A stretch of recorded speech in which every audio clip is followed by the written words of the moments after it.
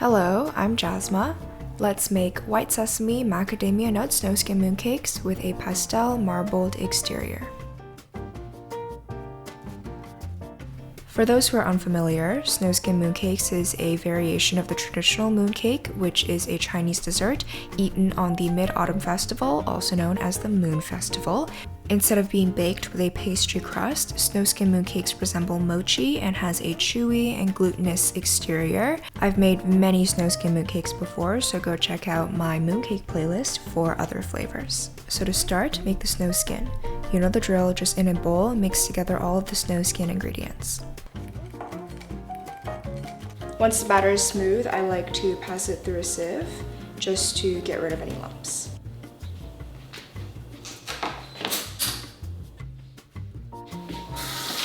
I've transferred my batter into a steam-safe bowl, and now we're going to bring it over to the stove to steam the snow skin.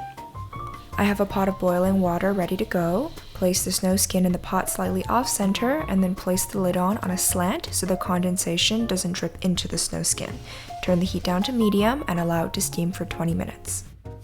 In the meantime, cook some glutinous rice flour on medium heat until it has a yellowish tint. This is so that we kill the bacteria in the flour so that it is safe to eat right away. Immediately transfer this out of the pan so it doesn't burn, and we're using 2 tablespoons of this cooked glutinous rice flour in the filling, and the rest of it we're using as a dusting powder for when we assemble the mooncakes. Back to the snow skin. When the timer goes off, you want to test it by poking it in the center, and it will be sticky, but as long as there is no liquid left in the snow skin, it is fully cooked. If you want to try making these mooncakes, head over to my blog, jasmafusioncuisine.com, to grab the recipe that is fully written out and also has photo references for each step. I'm going to allow the snow skin to cool completely while I work on the filling. This is a white sesame and macadamia nut filling. This is roasted white sesame seeds. I purchased mine like this. If you have raw white sesame seeds, just make sure you roast it on your own in an oven or on the stove before you use it. Pour the white sesame seeds into your blender and begin blending on medium speed. It's going to start out looking powdery and then slowly turn into more of a runny paste-like consistency. That's when all of the oils have been released from the white sesame seeds. Then once it has reached that point, add in the rest of the ingredients except for the macadamia nuts and blend until combined. Once the filling is blended, it's going to turn really quickly from a runny consistency to a thick dough-like consistency. And you want to take it out from the blender because it won't really be able to blend it anymore. For the macadamia nuts, mine are dry roasted with sea salt. If you have raw macadamia nuts, be sure to toast it in an oven before using it so it's more fragrant and also just has a better texture. I've already chopped mine up and I'm going to combine it with the sesame filling.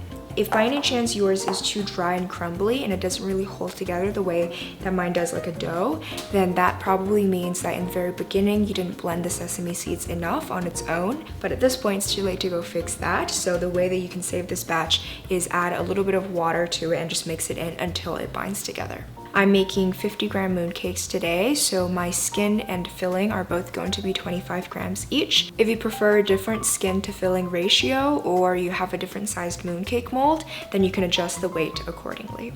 Portion the filling right away. It's a lot easier to hold together while it's still warm or room temperature. The trick here is to squeeze and pack the filling together more than rolling it. You only want to do so briefly at the end to help shape it.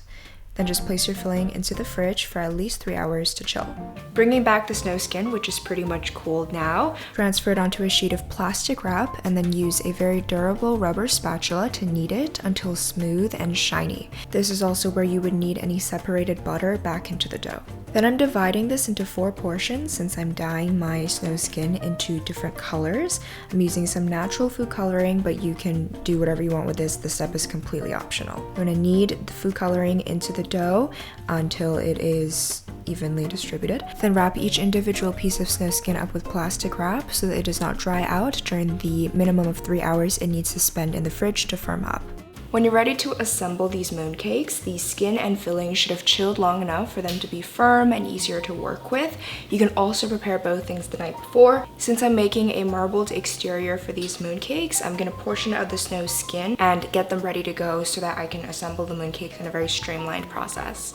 Take small pieces of each color of snow skin until the total measures 25 grams. Then squeeze everything together and then roll it into a log. Then slightly twist this log and then roll it back into a ball again to form a organic marbled looking design. The trick is when you're rolling it between your hands to kind of push everything together, and it helps blend the colors. Once you're done, dip it in some glutinous rice flour to prevent it from sticking to your container.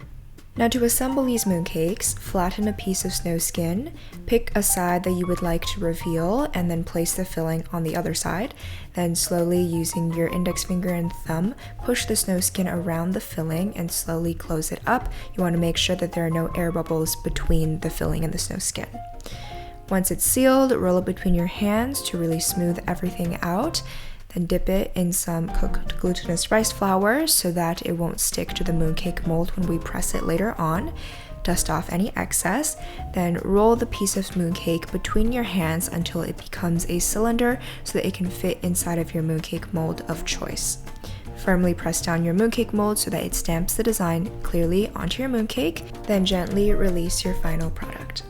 I recommend chilling these mooncakes before consuming them for the most ideal texture, and they can stay good in the fridge for about 3 days before they start drying out, so be sure to keep the mooncakes in a really airtight container and try to consume them before the 4th and 5th day. Please visit the description box below this video for a bunch of links that you can click, and thanks so much for watching.